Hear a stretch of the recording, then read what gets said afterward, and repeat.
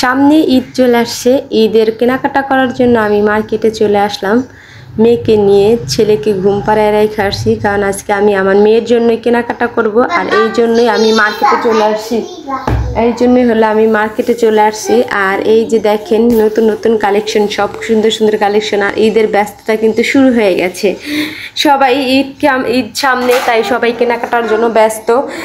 সবাই চায় দুইটা ঈদ বছরে, আমাদের দুইটা ঈদ, এই দুইটা ঈদে সবাই চায় ভালোভাবে দুইটা ঈদ উদযাপন করতে। তো আমিও কেনাকাটা করার জন্য চলে আসলাম আমার ছেলে এবং মেয়েদের জন্য। তো আমি আস্তে আস্তে ঘুরে ঘুরে এগুলো দেখতেছিলাম, আর এগুলো আপনাদের বাইরে থেকে একটু শুট করে দেখাচ্ছিলাম। আর এইবারের কালেকশন কিন্তু ভালোই, মোটামুটি খারাপ না। এই তো মানে ঈদে যতটা জমজমাট হয় কোরবানিতে ওরকম জমজমাট না হলেও কেনাকাটা কিন্তু কেউ কম করতেছে না, সবাই কেনাকাটা করতেছে, কেউ কিন্তু থেমে নেই কেনাকাটার জন্য। আর ভালোই অনেক সুন্দর সুন্দর কালেকশনও উঠছে। আর ঢাকায় তো কালেকশনের অভাব নেই, কোনটা থেকে কোনটা কিনবেন সেটা ওরকমভাবে সেট করা নাই অবশ্য। আর আমিও ঘুরে ঘুরে আমার মেয়ের জন্য কিনলাম, ছেলের জন্য আজকে আর কিছুই নিলাম না। তো আমি এগুলো একটু দেখাচ্ছিলাম যে কি পরিমাণে ভিড়। আর ঈদ সামনে থাকলে ভিড় একটু মার্কেটে বেশিই থাকে। তো আমার ঈদ কেনাকাটা শুরু ধরো।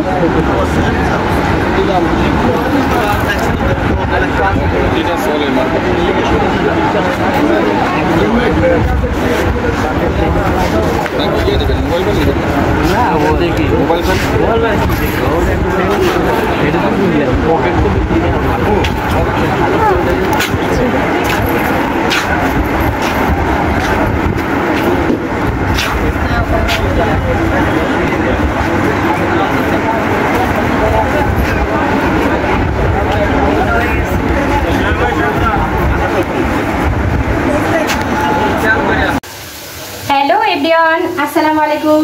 তোমরা অনেক ভালো আছো আর আমিও অনেক ভালো আছি। এই তো চলে আসলাম সকাল দুপুরবেলা রান্না করতে। আর আজকে ভিডিওটা শুরু করলাম দুপুর থেকেই। তো মার্কেট করতে গিয়েছিলাম, সেটা তোমাদেরকে দেখাইলাম। গতকালকে মার্কেট করতে গিয়েছিলাম। শুরু হয়ে গেছে ঈদের মার্কেট। আর অল্প কয়েকদিন আছে আমি দেশে চলে যাব। আমার ছেলের স্কুল বন্ধ দেবে 2-3 তারিখে।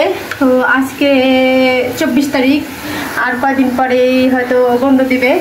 এই জন্য মার্কেট একটু একটু করে করতেছি আমি।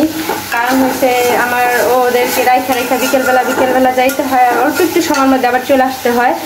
কারণ মুশরাতকে রেখে যাই, মুশরাত আব্বার কাছে থাকতে চায় না। তো আজকে আমি রান্না করলাম বেগুন ভাজবো। এই বেগুনটা আমার একটু পুড়ে গেছে, ওই চুলার তাপটা অনেক বেশি। আর মুরগির মাংস রান্না করব, আর ধইনা পাতা ভর্তা করবো, কাঁচামরিচ ভর্তা করবো। আমার আব্বার খাবার ওই বেগুন, ধইনা পাতা, কাঁচামরিচ এইগুলাই সে বেশি পছন্দ করে। এই যে কাঁচামরিচ রসুন দিয়ে টেলে রেখেছি, ধইনা পাতা কাঁচাই ভর্তা করব। আর এখানে কক মুরগি রান্না করব। কক বলতে দেশি মুরগি, যে আমার আম্মা দেশি মুরগি দিয়ে দিয়েছিল অনেকগুলা আমার মা। তো এই দেশি মুরগি রান্না করব। আজকে শুক্রবার।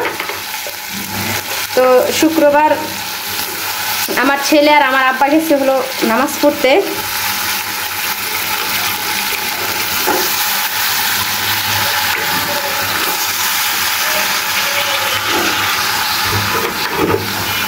তাড়াতাড়ি করে রান্না করতেছি, আসার সময় হয়ে যাবে এখনই। আমার অবশ্য রান্না করা শেষ, এই মুরগির মাংসটা রান্না করলেই এনাফ হয়ে যাবে। আর একটু ধইনা পাতা ভর্তা করবো এখনই, তাইলেই শেষ।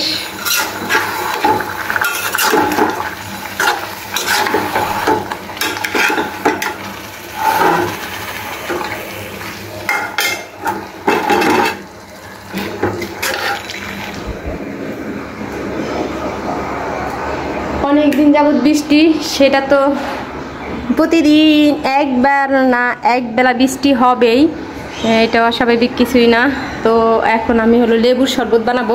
ঢাকায় কিন্তু একটা লেবুর শরবত খেতে খুব ভালো লাগে, যে বিট লবণ দিয়ে লেবুর শরবতটা করে, আসলে এটা কিন্তু অনেক ভালো লাগে খেতে। তো আমি এখন এই শরবতটা বানাবো। আমার ছেলে বাইরে গেছে, বাইরে কিন্তু অনেক গরম, বৃষ্টি হোক আর যাই হোক প্রচুর গরম থাকে বাইরে।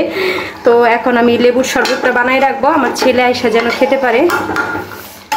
আর মুশরাতের একটু জ্বর আসছে, যাই না, প্রতিদিন প্রায় ছেলে মেয়ে অসুস্থই থাকে। মুরগির মাংসটা ঢেকে দিলাম। আর লেবুর শরবত করব এখন। এই যে লেবু আমি অনেকগুলো এনে রেখেছিলাম, এই লেবু দিয়ে শরবত করব।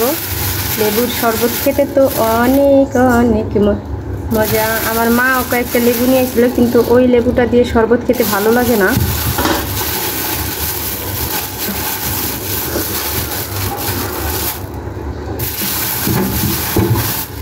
শরবত বানাই একটু, লেবুর শরবত খেতে ভালোই লাগে। আর কালকেরও তরকারি রয়ে গেছে, কই মাছ দিয়ে যে তরকারি রান্না করছিলাম সেটাও রয়ে গেছে। আমার ঘরে আসলে ওরকম কিছুই খায় না, একজন বানাই দিলে খেতে পারি, না হলে খেতে পারি না। ডাল রয়ে গেছে, কালকের তরকারি রয়ে গেছে, অনেক কিছুই রয়ে গেছে। তো এখন হলো আমি একটু শরবত বানাবো লেবু দিয়ে।